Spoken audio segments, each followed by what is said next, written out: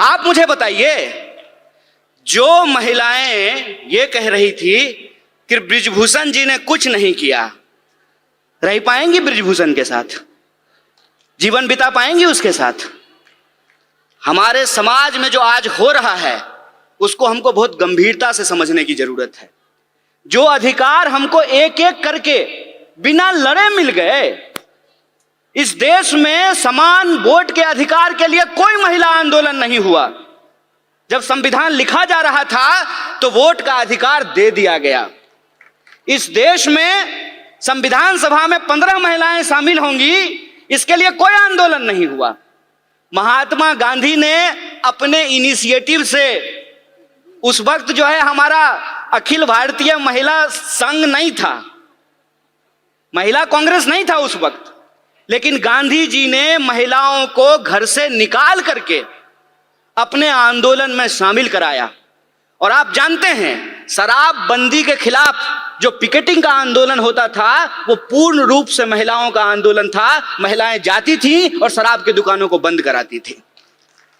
महिलाओं को राजनीति की मुख्य धारा में लेकर के आए, ये एक प्रोग्रेसिव सोच थी।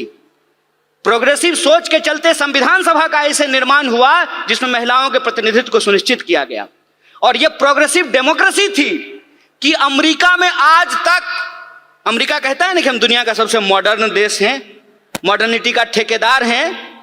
अमेरिका में आज तक कोई महिला राष्ट्रपति नहीं बन पाई है, और हमारे यहाँ महिला राष्ट्रपति बनी और उसी आधार पे भाजपा को कहने का यह हक मिला कि हम एक आदिवासी को राष्ट्रपति बना रहे हैं। बोलिए, लेकिन प्रश्न यह है आज हमारे सामने कि एक आदिवासी को अगर इस देश का राष्ट्रपति बनाया गया है तो मणिपुर में जब अत्याचार हो रहा था तो माननीय राष्ट्रपति ने अपने मुंह पे क्यों चुप्पी साध रखी है? यह राजनीतिक चुनौती है। इस राजनीतिक चुनौती को हमको समझना पड़ेगा और हम यह बात समझें कि विंग बनाने का यह मतलब नहीं होता है कि हम गुलदस्ता हैं, कि नेताजी आने वाले हैं तो 4 महिला को बुला करके वंदे मातरम गवा देते हैं। हम गुलदस्ता नहीं हैं कि भीड़ में जो है आप आगे में 4 लोगों को बिठा करके हमको सजा दीजिएगा। हम तेज पत्ता हैं कि बिरयानी में ऊपर से डाल दीजिएगा और जब खाने लगेगा तो निकाल दीजिएगा। यह प्रतिनिधित्व का सवाल है। प्रतिनिधित्व के सवाल को हमको सीरियसली लेना पड़ेगा, और अगर हम सीरियसली लेते हैं तो प्रश्न आता है पॉलिटिकल कल्चर का। आपने देखा, सारी जो एंकर हैं वो टीवी पे क्या कर रही हैं? वो कह रही हैं कि मणिपुर पे आप बोल रहे हैं, राजस्थान पे नहीं बोल रहे हैं। अरे राजस्थान क्या, दुनिया के किसी कोने में अगर महिलाओं के ऊपर कोई अत्याचार होगा तो बिना किसी राजनीतिक लाग लपेट के उसके ऊपर सवाल खड़ा करेंगे, उसके खिलाफ बोलेंगे ये हमारा हक है। आप ये व्हाट अबाउट रीच कर रहे हैं। आप ये दिखाने की कोशिश कर रहे हैं कि चोरी हो जाना, डकैती हो जाना और बलात्कार हो जाना एक है। नहीं है एक। किसी का पर्स मारा गया और किसी के साथ बलात्कार हुआ, ये दोनों अपराध एक है क्या? जो सर्वाइवर होते हैं उनकी पूरी जिंदगी जो खराब हो जाती है। सवाल सिर्फ शरीर का नहीं है, सवाल उनकी मानसिकता का है, सवाल साइकोलॉजी का है। इस बात को हमको समझना पड़ेगा। और ये दोनों अपराध को मिलाने, कोई दोनों अपराध को एक बनाने की कोशिश कर रहे हैं। हमको इसकी गंभीरता को समझना पड़ेगा। हमको इस गंभीरता को समझना पड़ेगा कि यह सब कुछ आ कहां से रहा है, उसके पीछे की मानसिकता क्या है। और हमारे राष्ट्रीय अध्यक्ष ने भी यह बात कही और सचिन जी भी ने अपनी बात में इस बात को कहा कि हम मानते क्या हैं, हम सोचते क्या हैं। अगर हम ये सोचते हैं, हमारे सोच में है कि धन की देवी लक्ष्मी है, विद्या की देवी सरस्वती हैं, तो धन की देवी जब लक्ष्मी थी तो राइट टू प्रॉपर्टी का अधिकार क्यों नहीं दिया गया? यह प्रश्न पूछना चाहिए ना। जब विद्या की देवी सरस्वती हैं तो महिला और पुरुष को पढ़ने का अधिकार क्यों नहीं दिया गया? यह जब हम सोचेंगे तब हमको समझ में आएगा कि आजादी गिफ्ट में नहीं मिला है, नागरिकता का अधिकार गिफ्ट में नहीं मिला है, राजनीति में शामिल होने का अधिकार गिफ्ट में नहीं मिला है। जो लोग उस वक्त आंदोलन को चला रहे थे, ये उनकी सोच थी कि अगर हमारी महिलाओं के पास पहनने के लिए साड़ी नहीं है, जब कस्तूरबा के साथ गांधी गए चंपारण, तो कस्तूरबा से गांधी ने पूछा कि ये बताओ कि हमारे प्रोग्राम में महिलाएं क्यों नहीं आती हैं। तो कस्तूरबा ने बताया कि इतनी ज्यादा गरीबी है कि बाहर जाने के लिए एक ही साड़ी है, सारी महिलाएं एक बार बाहर नहीं निकल सकती हैं, तो सारी महिलाओं को छोड़ करके कोई एक बाहर नहीं आना चाहता है। और एक कहानी बोल करके मैं अपनी बात को समाप्त करूंगा, उससे आप वस्तु स्थिति को अपने आप समझ जाएंगे। एक बार मेरे घर में शादी थी, सारे मर्द को बारात जाना था। ये आज शुरू हुआ है कि अब जो है बेटे की शादी में मां भी बाराती बनती है और बहन भी बाराती बनती है। पहले ये नहीं होता था। मेरे बचपन में जो मुझे याद है कि जब शादियां होती थी घरों में तो सारे मर्द चले जाते थे और सारी औरतें रुक जाती थी। मेरी तबीयत खराब थी और मैं उस दिन जो है बारात में नहीं जा पाया। बुखार था बहुत तेज और घर में मैं सो रहा था। कुछ देर के बाद मैंने ये देखा, जब बारात चली गई है तो हमारे घर में गाने की आवाज आ रही है, थालियां बज रही हैं, ढोलक बज रहा है और लोग गा रहे हैं, नाच रहे हैं।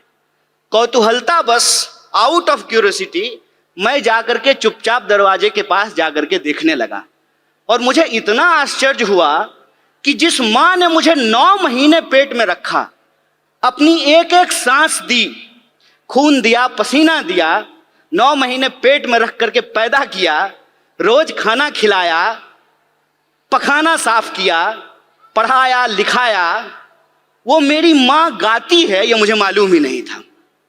वो मेरी बुआ जिसकी गोद में मैं पला, वो बुआ जो है डांस करती है, मुझे पता ही नहीं था। और वो जो एक फोक कल्चर है, वो फोक कल्चर इतना मजबूत है कि वो वक्त मिलता था महिलाओं को अपने भीतर के श्रृंगार को प्रकट करने का, अपने भीतर के प्रेम को प्रकट करने का। जिस समाज में आपको आपकी भावना प्रकट करने का अधिकार नहीं हो, उस समाज में महिलाओं को राजनीति में लेकर के आना एक चुनौतीपूर्ण कार्य है।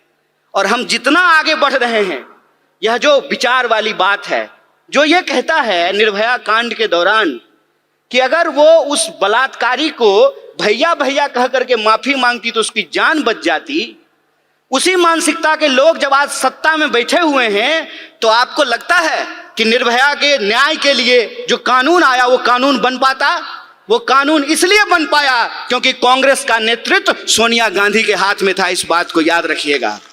यह प्रतिनिधित्व का सवाल है, यह नेतृत्व का सवाल है कि अगर नेतृत्व इस देश में इंदिरा गांधी के हाथ में रहा, नेतृत्व सोनिया गांधी के हाथ में रहा, तो महिलाओं को आगे बढ़ने का हक मिला। और नेतृत्व आज एक ऐसे आदमी के हाथ में है जो पत्नी छोड़ करके भाग गया, तो महिला अधिकार का क्या होगा, इसको आप बखूबी समझ सकते हैं। इसीलिए मैं पॉलिटिकल कल्चर की बात कर रहा हूं। अपराध कहीं भी हो सकते हैं, अपराध छत्तीसगढ़ में भी हो सकता है, राजस्थान में भी हो सकता है, मणिपुर में भी हो सकता है, मध्य प्रदेश में भी हो सकता है, लेकिन अपराध के बाद पुलिस की कार्रवाई कैसे हो रही है, सरकार उस पर क्या बोल रही है, जिस पार्टी की सरकार है उसके स्पोक्स पर्सन क्या बोल रहे हैं, इस बात पे हमको ध्यान देना पड़ेगा। और कांग्रेस और बीजेपी के बीच में दल का फर्क नहीं है, विचार का फर्क है, इस बात को हमको समझना पड़ेगा। और अगर हम समानता में भरोसा रखते हैं, अगर हमको लगता है कि बलात्कारियों को मंत्री, मुख्यमंत्री, विधायक और एमपी नहीं बनाना चाहिए, तो 2024 का चुनाव कांग्रेस पार्टी के अस्तित्व का चुनाव नहीं है। 2024 का चुनाव हम महिलाओं के लिए, हम तमाम नागरिकों के लिए, इस देश के अस्तित्व का सवाल है, संविधान के अस्तित्व के सवाल है। इसको हमको समझना पड़ेगा। और जिन चीजों से हम जूझ रहे हैं, चाहे वो महंगाई हो, चाहे वो बेकारी हो, उन तमाम सवालों को लेकर के हमको घर घर जाना है। और जो संविधान ने जो हमको अधिकार दिया है, समान अवसर का, सम्मान का, एकता का, भागीदारी का, उसको हमको आगे लेकर के जाना होगा। और जो नारा आपने लगाया है, आधी आबादी पूरा हक, अपनी पार्टी और एनएसवाई के तरफ से इस मांग के साथ हम पूर्ण समर्थन में खड़े हैं और आप किस लड़ाई में कंधे से कंधे मिला करके आपके साथ चलेंगे। इन्हीं शब्दों के साथ अपनी बात को खत्म करूंगा। शुक्रिया। इनकलाब जिंदाबाद। जय हिंद, जय कांग्रेस, जय महिला शक्ति।